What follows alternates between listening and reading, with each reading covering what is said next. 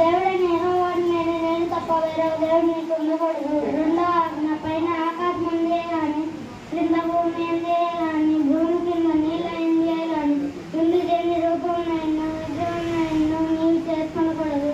వాటికి సాగిలకూడదు, వాటిని పూజింపకూడదు. మీ దేవుడైన యెహోవా నామమును వ్యర్థముగా ఉచ్చరింపకూడదు. పరిశుద్ధ దినమును విశ్రాంతి దినమును పరిశుద్ధముగా ఆచరించటకు జ్ఞాపకం ఉంచుకోవడము. నీవు దీర్ఘాయుష్మంతుడవునట్లు నీ తల్లిని నీ తండ్రిని సన్మానించుము. నరహత్య చేయకూడదు, వ్యభిచరించకూడదు, లొంగిలకూడదు, నీ పొరుగు వారి మీద అబద్ధ సాక్ష్యం పలకకూడదు.